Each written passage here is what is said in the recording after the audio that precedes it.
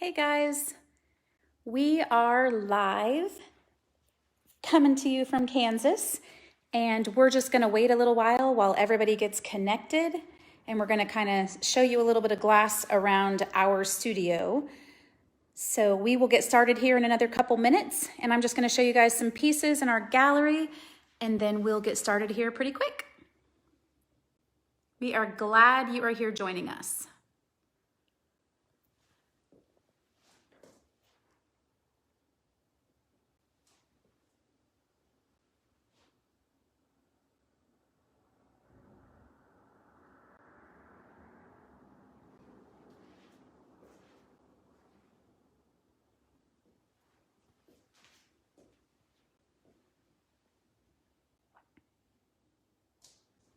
Welcome to all of the people joining. As I said earlier, we're going to get started here in a few minutes. We're just going to let everybody have a chance to connect, and then we will get started.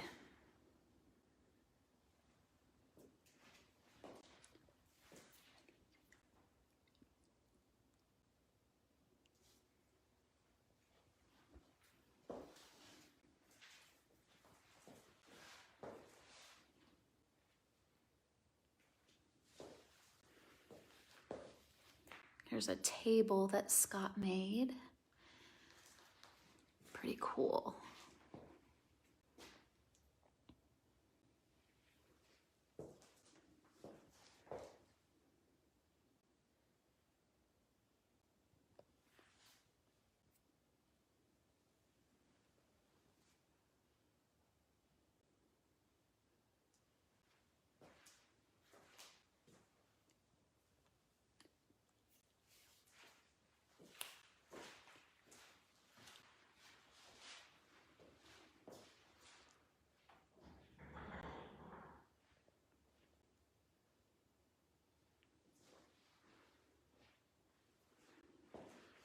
Okay, we're going to get started here in just a few minutes.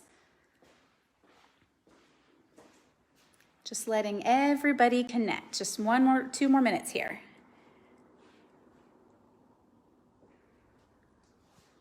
So you guys are getting a good little tour of our gallery here in Kansas. Some cool cane pieces here. We have some lit pedestals too, which kind of help to show the work off a little bit.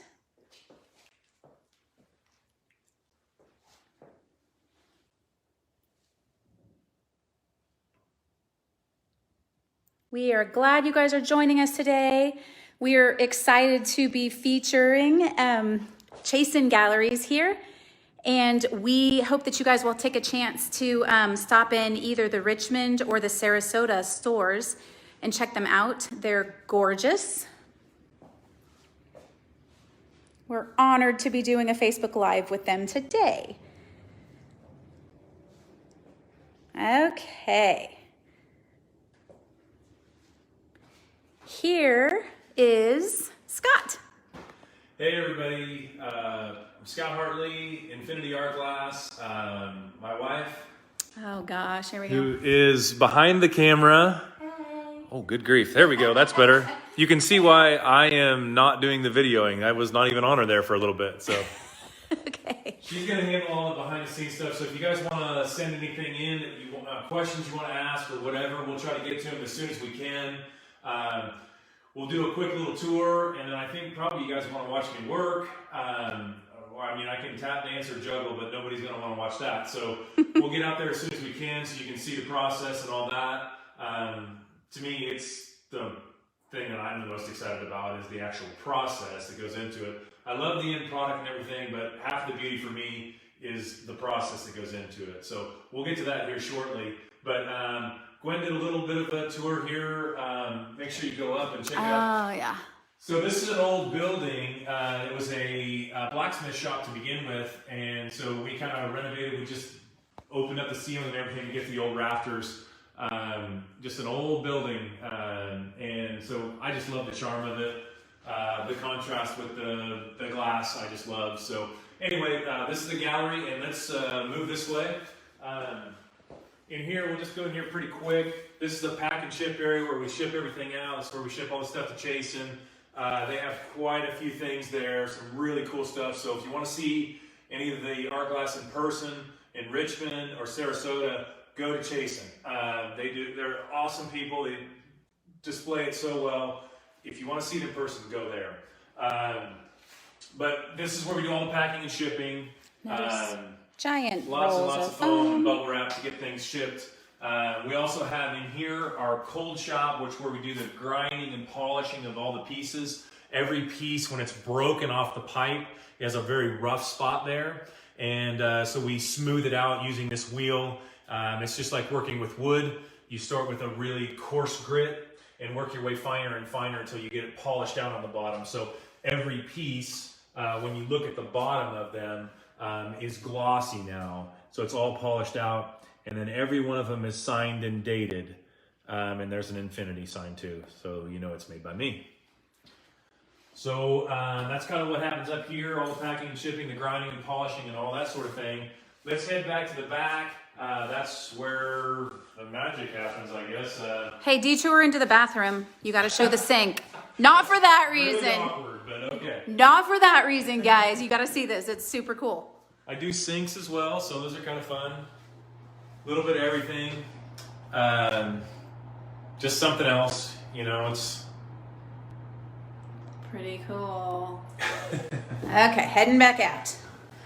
Sorry, Scott, I had to stop in there. All right, come back here.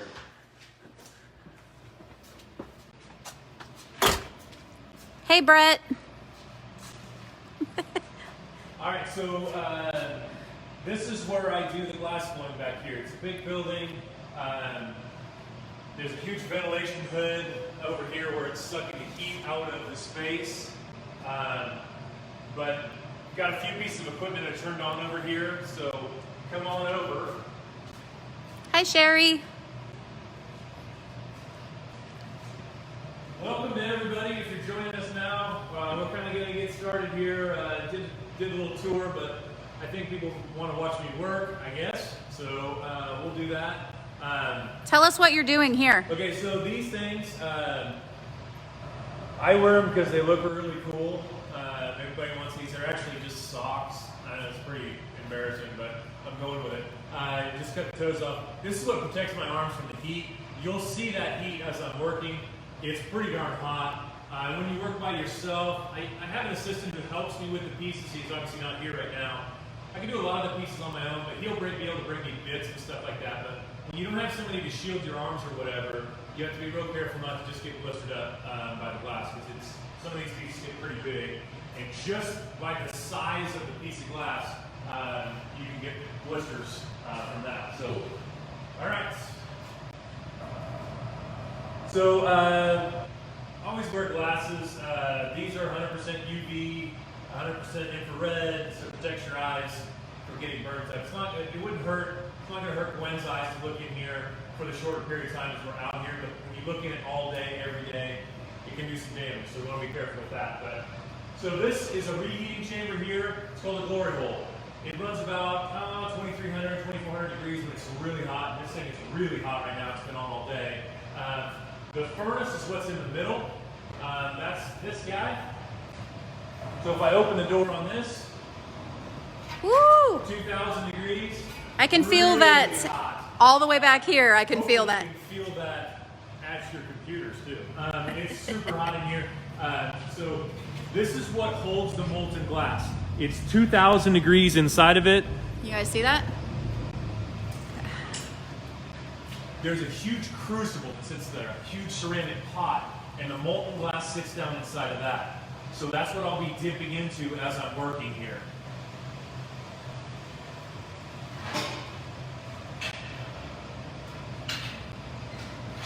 Tell me if I get in your way, babe. I've only burnt 3 people today, so I've met my quota, so we don't have to worry about that.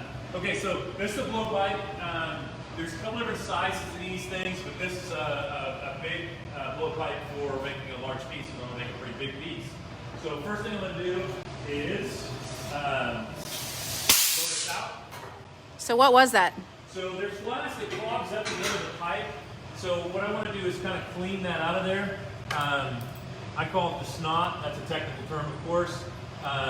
That is all of the glass left over from the last piece. We don't want that color in there, so I'm going to kind of dig around and clean that all out. So now the pipe is completely hollow so that I can blow through it, and it's like a big huge straw. All right, so I heat the end of that up. I'm going to pick up some color first. The colored glass I buy already as colored glass. So it's chemically made into a different color, and I can buy it in little chips, in a powder, in a large rod, depending upon the application that I want. In this case, I picked up, or I chunked up 2 big pieces of a rod, and you'll see that when I go to pick it up here shortly. Just heating up the end of the pipe in here so that it gets nice and hot again. I'm going to come over here and get some color. Preheated on the hot plate. So this is you can see how big around that rod is. That's a turquoise color. So I gotta be kind of quick here. Scott, we have a question from Karen. Okay, Karen, what's up? She asked, what kind of glass is in the furnace, and is it always the same? Okay, so the glass itself, and if we have time here at the end, I'll show you where I do this, but the furnace just is clear glass only, and I mix that up from scratch. So I start with a real fine sand, soda ash, borax, a bunch of other chemicals. Those get mixed together to make a powder, and that gets shoveled into the furnace to make the molten glass. So I start with the rawest of materials to make the clear glass. The colored glass I buy already as colored glass. So it's the same concept, certain ingredients mixed together, and then that gets put into a furnace to heat it up to make it glass. So with the clear glass, if I mix all these ingredients together, it's like baking a cake. You can mix all the ingredients together on the counter, and it tastes pretty good, but it's not a cake. You have to bake it. So you have to take that batch mixture that I have and bake it in the furnace at 2,000 degrees to get it to become clear molten glass. All right, so just heating this up a little bit. I'm going back to pick up another color. So that was turquoise to begin with. This is kind of a green color. I wish I could hold it here for a long time for you guys to see that, but if I don't get in here quick enough, one of the things about glass is it can't take drastic changes in temperature. It's called thermal shock. So if I was able to pick up that chunk of glass from room temperature and stick it right into the glory hole to heat it up, it would blow apart because it can't take that real quick change in temperature. So start it on the hot plate, preheat that chunk of color to get up the temperature, and then I can pick it up and melt it in.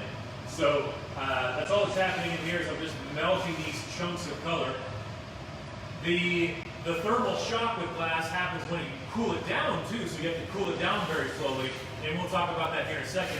When I get done with this piece, it'll have to go into an annealing oven to cool it down nice and slow so that it won't break. So the glass is always the same that goes into the furnace? Yes, so the furnace is always just clear glass. You could put another color in there if you wanted, but everything you made would be that color. So I pick up all these colors that I'm using cold. So I pick them up as chips of glass or powders or chunks, and then leave that clear so that I can get layers of clear over the top of that color. And nothing will, everything looks different. You get a whole wide variety of colors instead of everything looking the same. So, all right, so we're getting pretty hot here. This part is kind of like watching a car rust, guys. I apologize. You're just going to have to listen to me ramble on for a little bit. It's going to get better, I promise you. People are asking what shape you're planning to make. Is that a surprise? Well, I tell you, I don't want to give away all my secrets. No, this one is going to be a big reed, so it's all pointy piece. I don't know how else to describe it. All right, I'm going to blow a little bubble in this.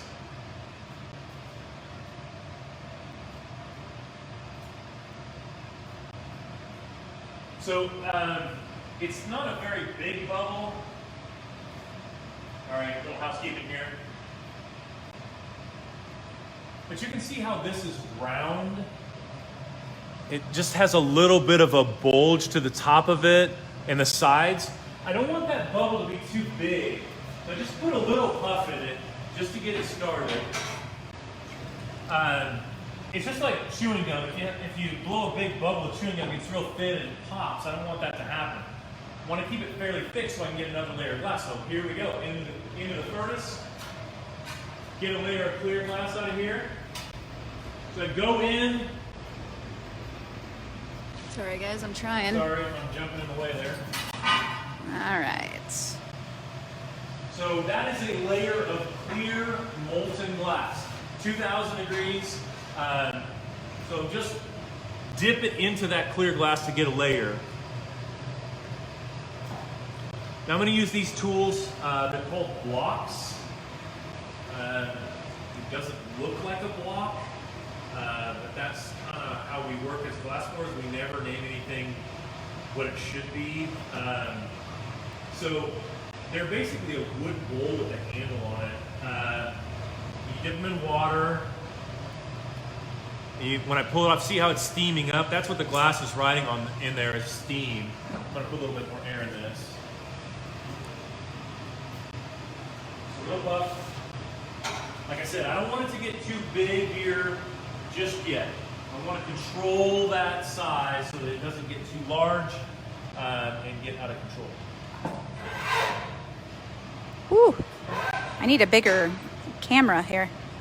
I can't get far enough away. Hi, Steve, by the way. Hi to everybody. I don't get to see names, so I just get to say hi. But thanks for joining us. We're in the middle of making a piece now. If you're just joining us, just picked up the color, and I'm starting to work on the inside here. So just waiting for it to cool off now. As the glass cools down, it was very molten there to begin with, but now it's hard. So it's cooled down enough to where it's stiffened up. I want to go get another layer of glass. All right. All right, guys, I'm going to try to get in the there. furnace. Oh, I'm going to try to go over his shoulder. You guys see that? Okay, Scott, the question is from Chris Gilbert. Hey, Chris. Is the water warmed, and how does the glass not break? The water is warmed just by using the blocks, but it doesn't have to be. It doesn't really matter. When you're talking 2,000 degrees, what's 50 or 60 in the temperature of the water? It really doesn't make that big of a difference. But yeah, I mean, sometimes they'll have ice on them. It's cold. I mean, last week when it was so cold here, and we had to postpone this thing, these block buckets were frozen solid. Oh my gosh. Obviously you can't work with them frozen. You have to warm them up a little bit, but the temperature doesn't make that big of a difference. And what was the other part of the question? How does the glass not break if it's that temperature difference? Yeah, I mean, if I scooped up a whole bunch of water and just slammed it on there, it would kind of crackle the glass on the surface. Obviously, I don't want to do that, but you can crack it if you're not careful. But most of the time, when you kind of ease it in there, you don't have a whole lot of water in that block anyway. Just a little bit more air in there. So you can kind of see now that I've picked up more clear, you can see the bubble of color, and then there's layers of clear on top of it. I'm going to try to get over here. There we go. You can kind of see that developing there. All right, he's lighting fire around me, guys. Flip this up. Just turn on some equipment. So this is just, it just looks cool. But seriously, it's just a pilot light so that I can light the big torch. So that always looks cool on video too.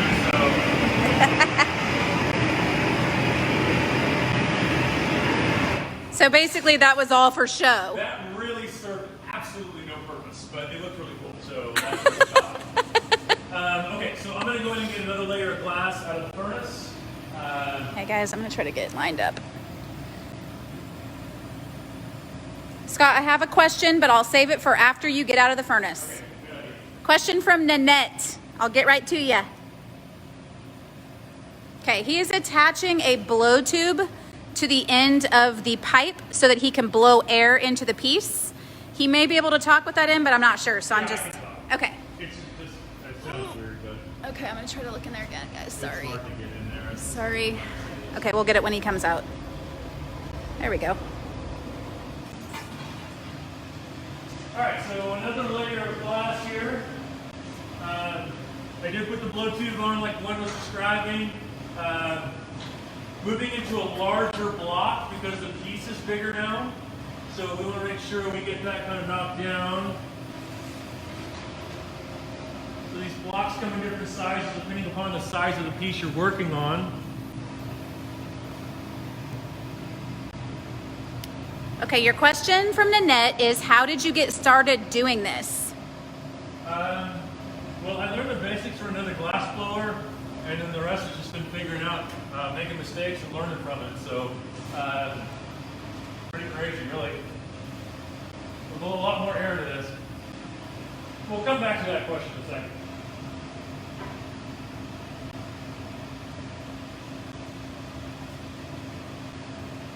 Sorry guys, I'm gonna try to get back a little farther. Scott obviously needs 3 more arms. It might make things a little easier. So you can kind of see that clear glass went away. It's still there, it's just thinned out. Because I blew a lot more air into it. I'm going to be coming right by you. Okay. Yeah, that's way better. So what I'm going to do is heat this thing up, get really hot.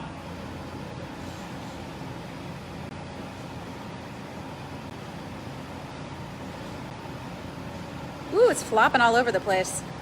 You guys see that? Whew.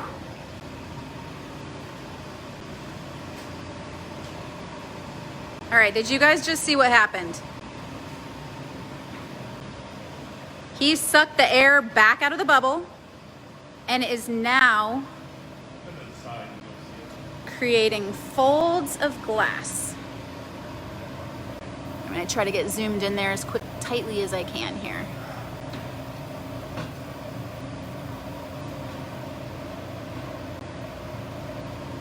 Okay. Whew, okay. Sorry if I'm in the way. Okay, now I can talk again. Okay, do you guys see what happened here? I'll show you here in a second. Okay, so blew up the bubble really big and then got super hot. Sucked the air back out of it. It just burns up my insides when I do that, but I'm just so tough. No, it doesn't. Otherwise I wouldn't do it. You're just drawing a little small volume out of there, sucking the air back out of the piece, and that is going to make it solid again.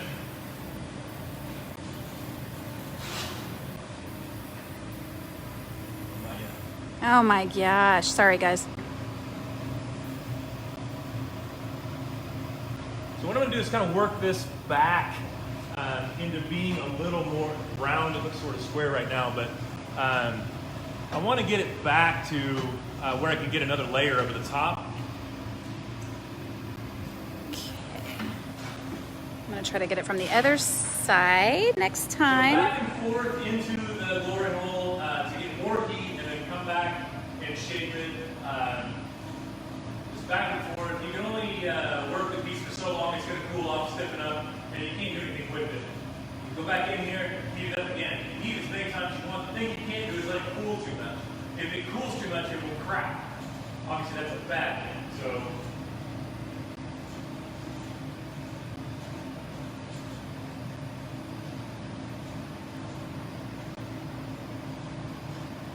It is very much like orange taffy, you guys.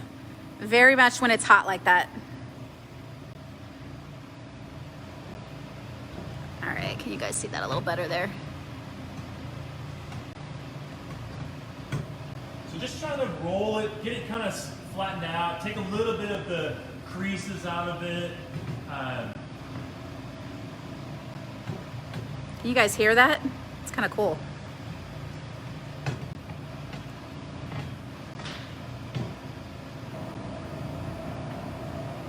How long does it take for it to cool down to the point where you can't manipulate it? Is this you asking? This is me asking. Sorry, guys. That was me.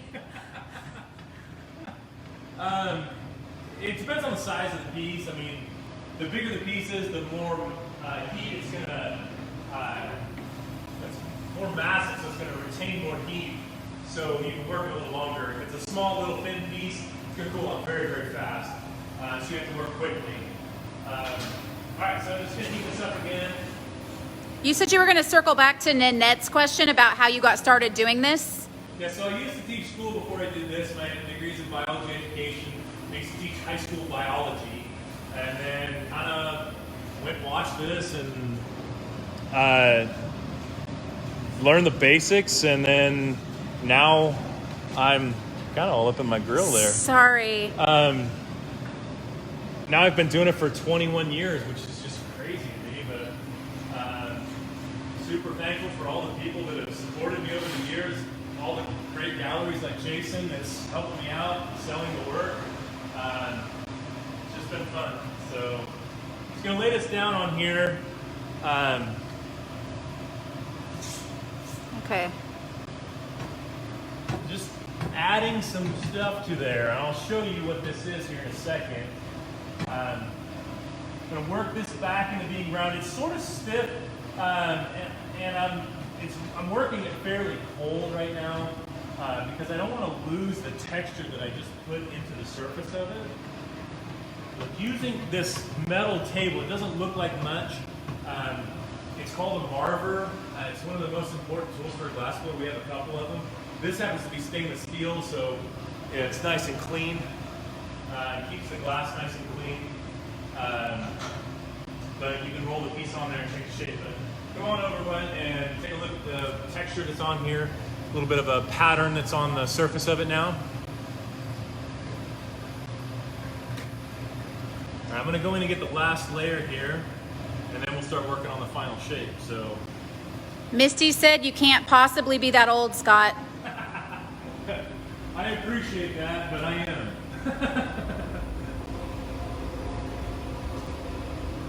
I try not to get burned on the way out here. Whew.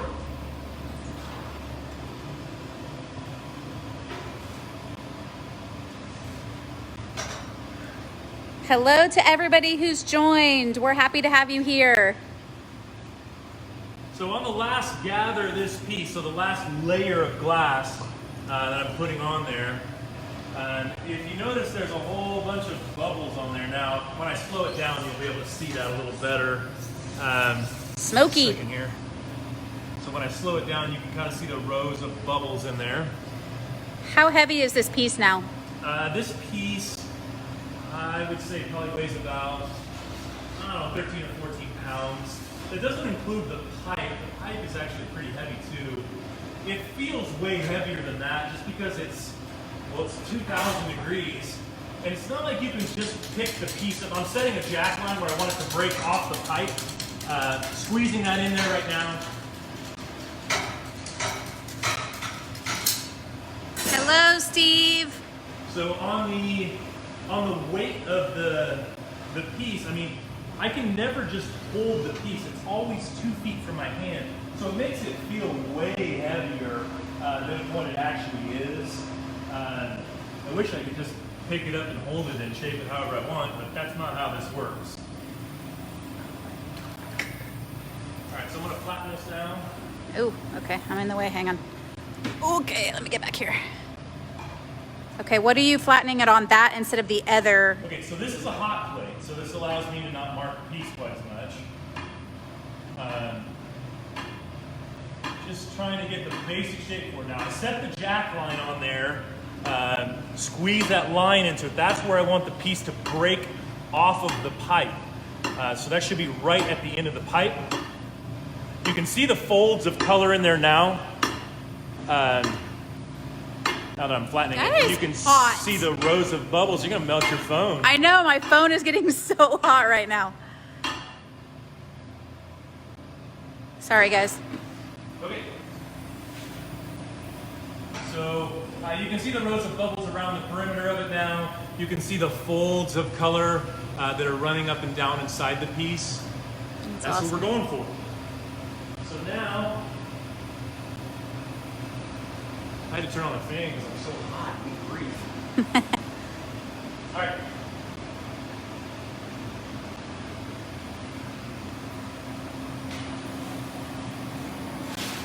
Time to heat this thing up.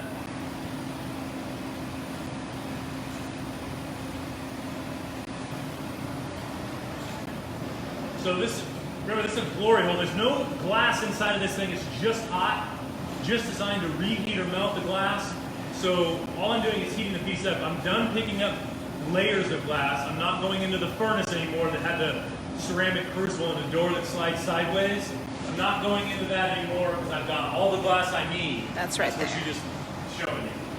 This is a reheating chamber, so it's just designed to heat that glass up and melt a little bit. So just heating it all up. I'm controlling where I heat the piece, reading it to determine how hot it is.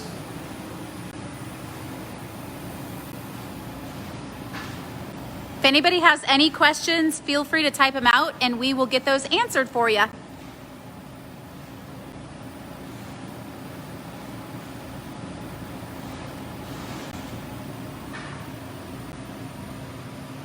gonna swing this and start stretching it out a little bit.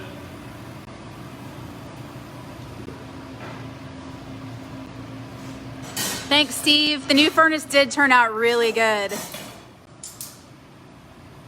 All right, what are you doing here? I'm just pulling the point of this out. All right, guys, I'm gonna go to the front so I can Good see. idea, 'cause you won't get hit by a piece of glass on the way. Oh, So just pulling this, kind of stretching it out. You can really see how much that's stretching here. I put the glove on because this is extremely hot. So just going to trim this nasty part off now. I just use that to pull this out a little bit. so do you almost have to take that into account Yes. for this amount, this piece that just got knocked off next to my shoe?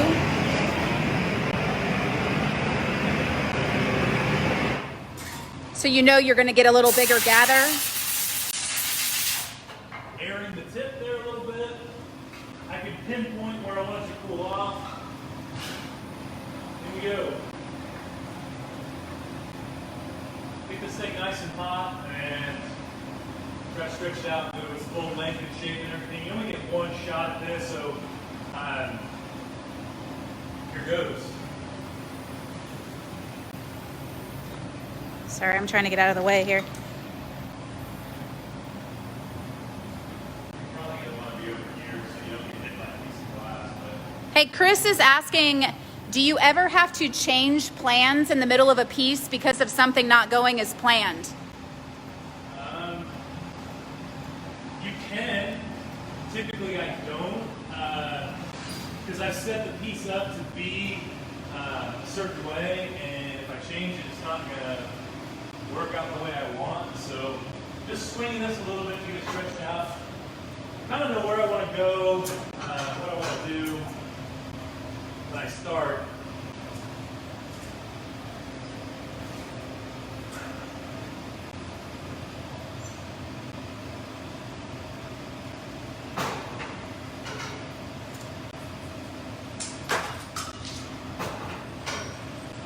Can I give you a hand, Scott, or I seriously feel like I should right now.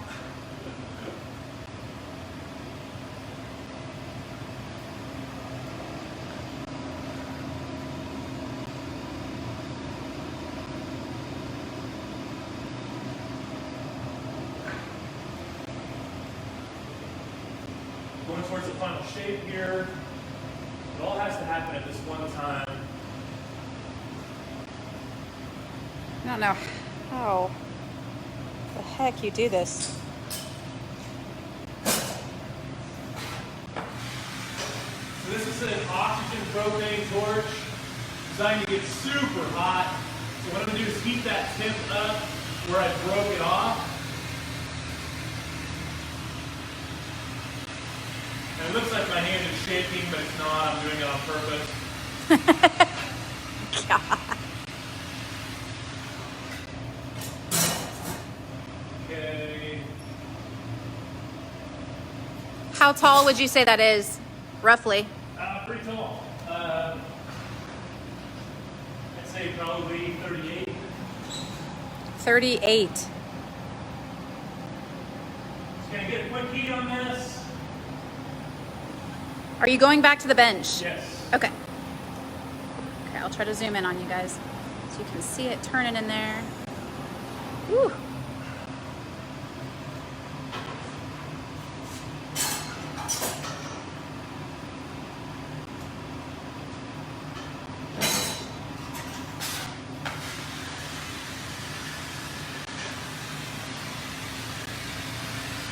Making sure that's all melted in nice and smooth.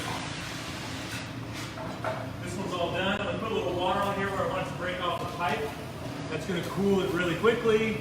I'm working pretty fast here to get it in the oven. All right, let's go this way. Alright, so that jack line, I put a little water on there. It should make a weak spot. Tap it, knock it off.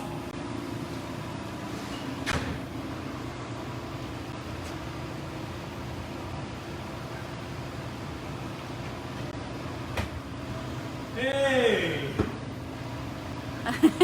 Into the oven it goes. Okay, so this is the temperature that it's at currently. So, Tell us about these ovens. okay, so you can see I broke this. There's a part connected here. It's called the moil. That is where the piece was connected. So it broke off right on that jack line I set up like it's supposed to. You can see a little crackle area around the top there. That's the water where it chilled it really fast and crackled the surface of it. So that cooled it really quickly so that it would break off. If I wouldn't have done that, it wouldn't have come off the pipe very well. So put these in this big bucket here. This is the catch bucket. You can see all the shards of glass down in there. So eventually what's going to happen is the end of that is going to cool very fast because it's out in the elements. So the surface of that piece will cool rapidly. The core down inside of it's going to stay hot. And once there's a temperature difference, it will blow apart into a million pieces. So that's pretty cool. But we don't want that to happen to the reed I just made. So that's why it goes in the oven. If I just left that reed out, the same thing would happen. The surface will cool real quick, the core's going to stay hot, and once there's a temperature difference, boom, it blows apart. So we put it in the oven. It's at like 920 degrees, somewhere around in there, and it just soaks in there for about 5 hours. So it makes everything 920 degrees. The inside, the outside, the point, the base, everything becomes 920 degrees. And then the oven will take it and cool it down degree by degree until it gets down to room temperature over 2 days. So it's a very, very slow cooling over 2 days. What that does is it keeps the inside and outside temperature the same as it cools down. If you can do that, the piece will stay in one piece. These are annealing ovens. They're designed to anneal the piece and get it down to room temperature where we can actually work with it and keep it in one piece. Scott, Allen has a question. How did it turn to an orange color when you started with turquoise and a green? That's always... Very good question. So I told you those colors over there on the hot plate because I knew it was going to go orange and you guys would be like, well, he's making an orange piece. They're all distorted a little bit because everything is hot. Even the clear glass, when you looked at it, looked yellow, it looked orange to begin with when it first came out of the furnace. And then it became a little more yellow, like an amber color. Well, that is crystal clear glass when it's cooled down. It's just hot. So all the colors are distorted towards a yellow or an orange. So when I get the piece hotter, it showed more orange.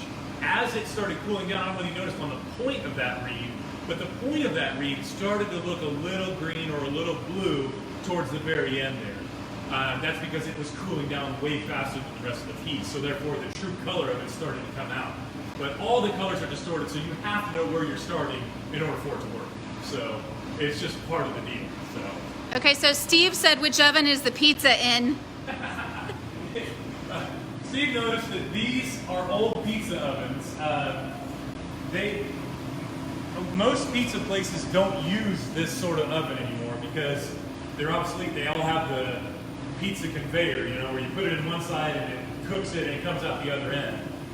These guys, I can open one here that's not on, so you can look inside of that. It's an old pizza oven. It's re-bricked, new elements, new computers, because it's got to get up to 900 degrees. A good pizza oven can get up to 600 degrees. This has to get up to 900. So it's very, very hot in there. So new elements, new everything, new computers. And yeah, you could cook a pizza in here. I mean, I could control the temperature and cook whatever I want. I'm not sure we'd want all the sand and stuff in there. It wouldn't be too good, but yeah, I mean, it's just an oven. So. Okay, Eric wants to know if it's possible for us to see a finished example of the piece that you made when we go back up front. Okay, yeah, we'll do that. Well, I can grab it from back here. This All right. is exactly.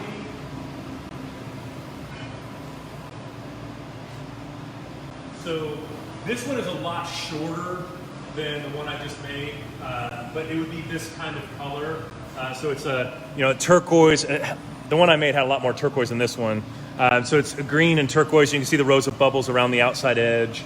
But this is kind of what it would look like finished. So you can see the true color of it when it's done. Looks way different, I'm sure. So just part of the deal. Scott, we have another question from Steve. The question is, does the different composition of different colors of glass make some harder to work with than others? So every color of glass that I use is. Did you hear that? Did you guys hear that? That kind of explosion. Sorry. We'll be right back. So if you look down in there now, this pipe was the one I used. If you look, it has nothing on the end of it anymore. That's because it all blew apart. So that's what can happen to the piece if you don't put it in the oven. So hopefully you guys heard that. It was pretty noisy in here when it happened, but it's a violent explosion when it actually happens, and we want to keep the reading one piece. Okay, so colors. Every color is a little different. Some of them are softer, easier to manipulate. Some are stiff, harder. They take a lot longer to heat up. You learn that from experience. You learn by messing that up. Like what colors, how do you have to handle certain colors in order to get the outcome that you want? So it's just tricky, and I mean, I've made more mistakes than anybody. That's how you learn. Hopefully, my goal is not to make the same mistake twice. Does it happen? Yeah, it does. But my goal is to not have that happen. Learn something every day. With this, there's no question you're going to learn something every day. So it's just crazy job. And I'm so grateful. If you guys want to see artwork in person, go to Chasen Galleries. On Sarasota and Richmond, Virginia. They have great work there. That's why we're doing this. It's just fun to do. I was a teacher, so I love doing this sort of thing. But go visit them at Chasen Galleries and check out the work there. I'm going to play a little bit if you guys don't mind. We do have two questions. Okay. Fire away. First one, how do you get the bubbles in the glass in a row? Practice. That's a really bad answer, but you can, if you lay it down on something that has that texture in it, you can get them in rows. But getting them to stay in rows is the tricky part because they want to move around and they want to when you change the shape of it. So it's experience. I finally feel like I've gotten it to the point where I can really control those bubbles and get them to stay where I want them to stay and move where I want them to move. That's just experience. The first ones did not look like they do now, I can tell you that, but it's just taking some time to get it figured out. So, is there another question? Yes. How many pieces do you make in a day? Nanette wanted to know. Okay, so as far as the pieces are concerned, if I'm making smaller pieces, a smaller piece typically takes a little less time. So I can make more pieces in a day. If I'm making Christmas ornaments, then I can go through them fairly quickly. So I can make 50 or 60 of them in a day if I was just working by myself. I typically don't do that. But the bigger pieces, I might only make 5 or 6 pieces in a day because they're so physically exhausting and it takes just so much more time. So it kind of depends on the complexity of the piece and the size more than anything. Cool. All right, well, you guys keep asking questions. I'm going to play a little bit so you guys can see some really cool stuff. I've got some of my favorite things to do. Let's do this first. So I got another pipe here. So you notice this pipe is a little smaller than the last one. This is like a paperweight pipe designed for a smaller piece. If I tried to make that big reed on this, it would just bend the pipe. So this little guy,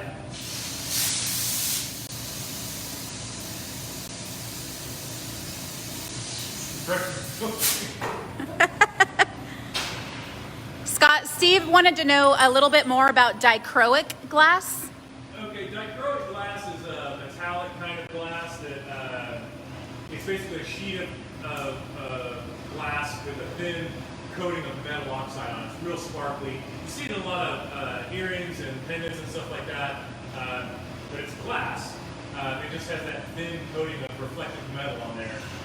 You can pick that stuff up off of a hot plate as well and put it in a piece. There we go. Holy cow. Yeah, pretty aggressive there. You guys want to see what it looks like? It's just a different thing. So yeah, here's the snot again. So that's picking our nose here. That's left over from the previous piece? Yeah, so it's kind of just stuck in there from the last piece. All right, so I'm going to get a layer of clear glass.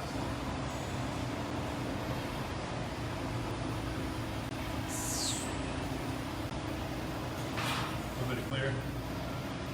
Get away from me. Oh my gosh.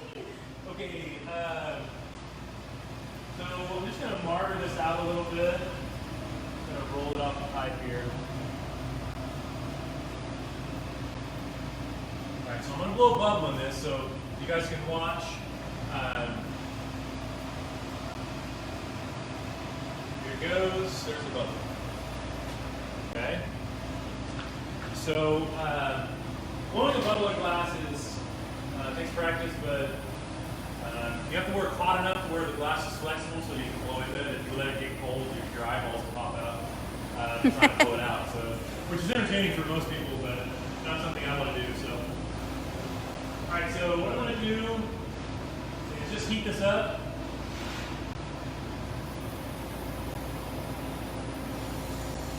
Oh my gosh. You guys see this? I think Glenn jumped. If you guys didn't see the camera move. Camera jump a little, sorry. I'm telling you, that was pretty good. All right, so. What in the heck? All right. So that's a big bubble of glass there. So this was 2,000 degrees. Ow! No, I'm just kidding. So this is. Let's see here. Let's find something that's real thin. There you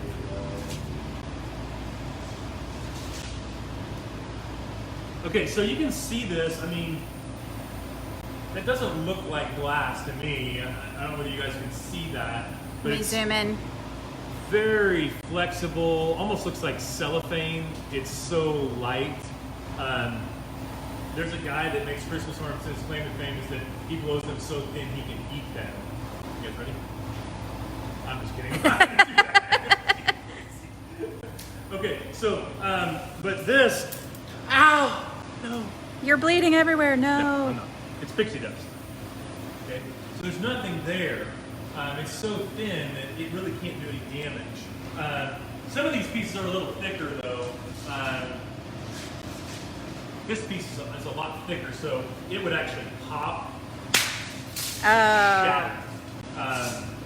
I just like to make a mess. It's kind of fun, but He's not kidding. I'm his wife, by the way. so anyway, that's kind of fun. That's just playing. So you can see how flexible the glass is, though.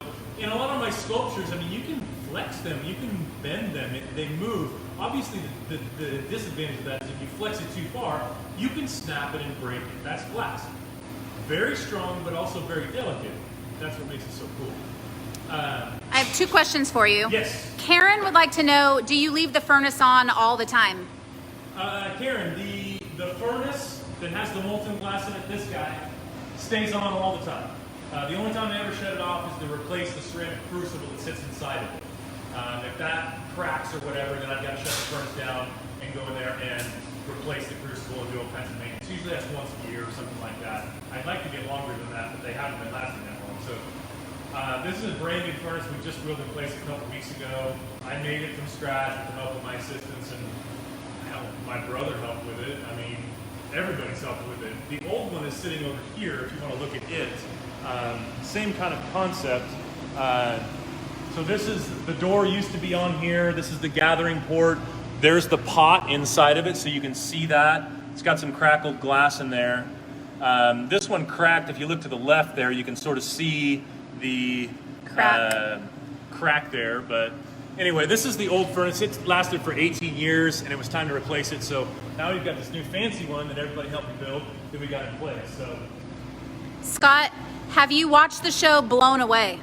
yes, I have. Blown Away is a cool show. I'm glad this year they showed a lot more footage of people working and the process behind it. That to me is what's so cool about it. But anything that helps people get more educated on glass and what goes into it in the process, I am all in favor of. It's a pretty magical process. Hard to describe the heat unless you're here in person. But if you get a chance to see it in person, that's even better.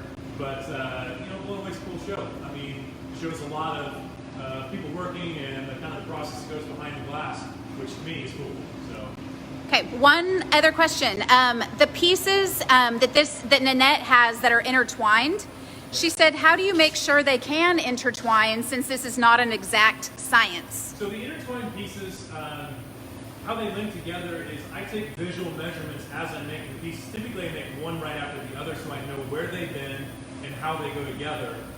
They don't always turn out, but after 21 years you do get better at it. So I still make mistakes, that's just part of it. I mean, if they all turned out, what fun would this be? So, but it's just visual measurements and experience. I know I keep saying that, but it's the truth. I mean, there's a lot of time and energy that goes into the process and doing and making those mistakes and learning from it. It's sort of invaluable, I guess, all those mistakes. I mean, there's some life lessons in there too, but that's just part of it. Okay, so keep asking questions because this is good. But I want to show you guys this.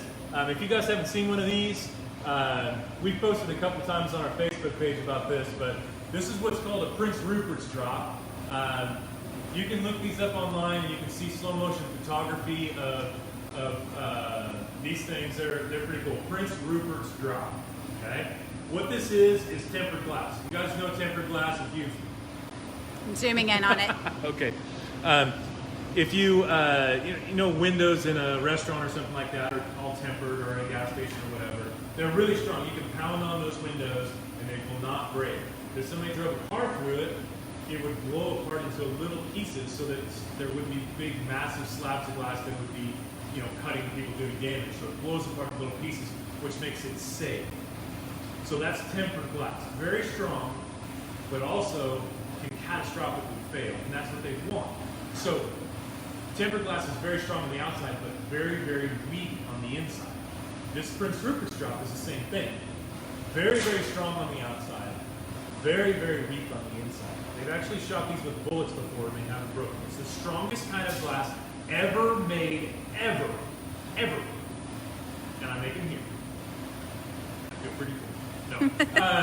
But seriously, glass blowers can make these. I don't know what you think I'm special or something, but these are pretty cool. So the cool thing about it is I used to hit them with a hammer to prove my point. I'd hit the end of this with a hammer as hard as I can, and it really does not break, but I made one wrong, and it didn't end well, so I'm not going to do that right now. You just have to take my word for it.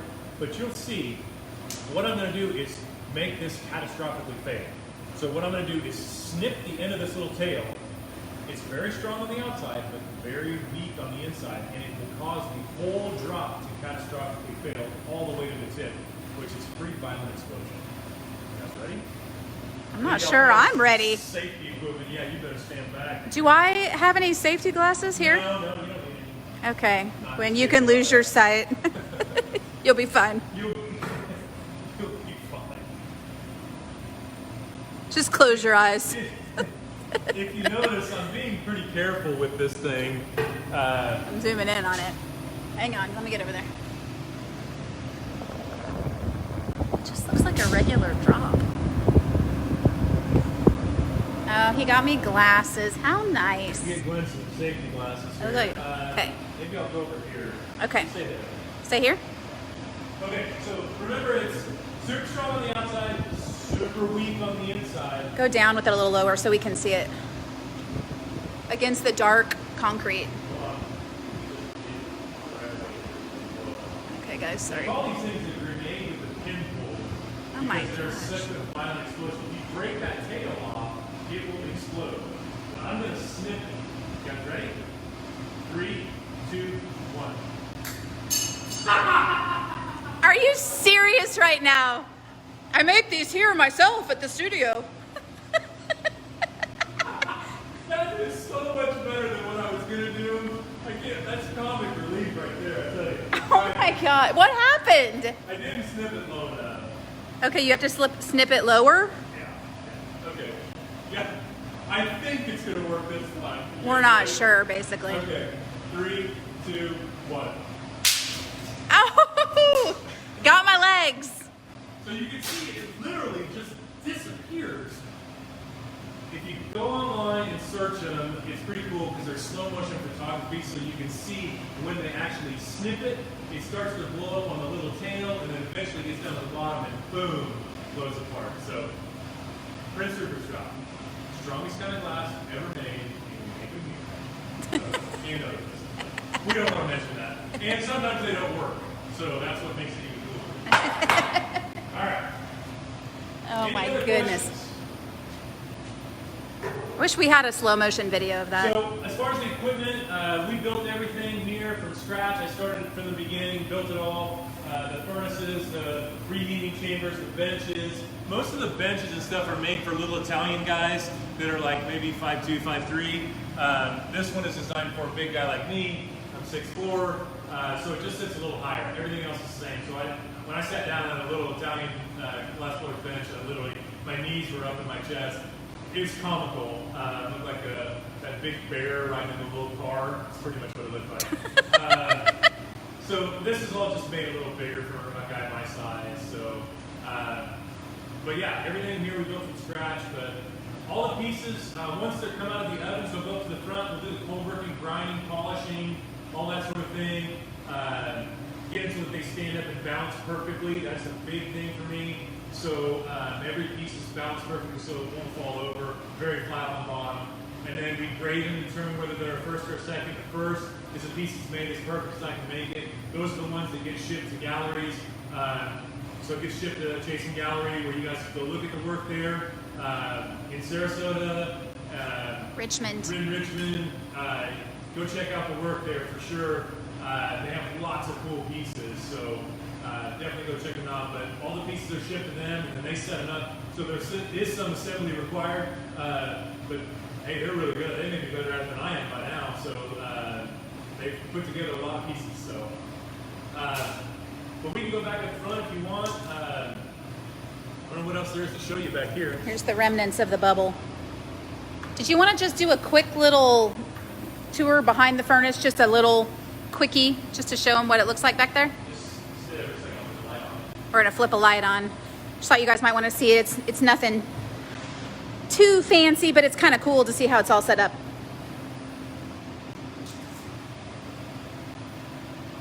So yeah, like I said, this is a new furnace. So come on back here.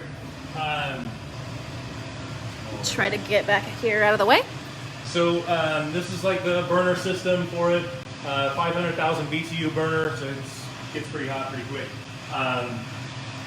But there's air and gas that come into it, make it hot. Just like a blacksmith has bellows that they pump to heat up the flame. The same kind of concept with the furnace, just a little bit more mechanical here.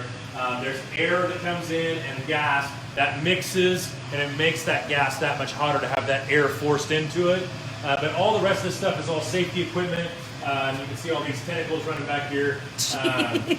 So this is all designed to keep the furnace safe. Those are temperatures there.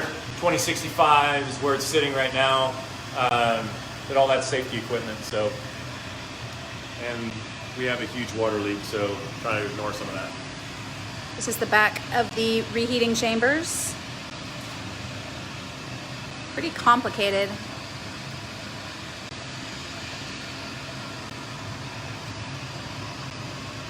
Okay, I'm gonna follow him back up.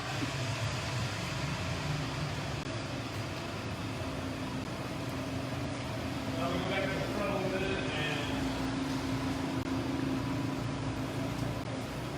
you guys have any other questions? Fire away.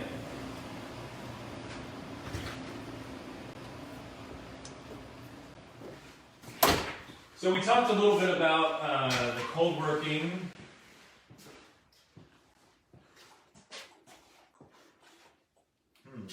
All right, we'll go with this guy. Oh, here we go. Okay, so these pieces, this is a corporate order I'm working on, but you can see the bottom of this piece. So this is where it would be connected to the pipe. That's just sand coming off of there. But it's been fractured off of the pipe. So we'll have to grind this on the bottom to make it flat. So if you look at this one has been run through several different wheels to make it smooth on the bottom so that it will stand up. That all happens in here. So there's a lot of work that happens up here in the front too to get these pieces to where they're cold worked and polished out so that when you set them on your desk or table or whatever, they don't scratch it. If I gave somebody this piece and they put it on a nice wood desk and slid it a little bit, it would be pretty awful and they'd be really mad at me. So get those all polished out so it's nice and smooth and glossy, and then it'll stand up and not mark anything. So that's what goes on in here. It's a lot of work that goes on in this thing. This is the wheel that you turn on, and it spins. You hold the piece on there, move it back and forth. There are several different grits of mat that go on there. Start with coarse to remove a lot of material, and then you work your way finer and finer until it gets polished out on the bottom. So that's what happens in here. And then once they're all done, we'll go back out here. Sorry guys, we're coming right back out here.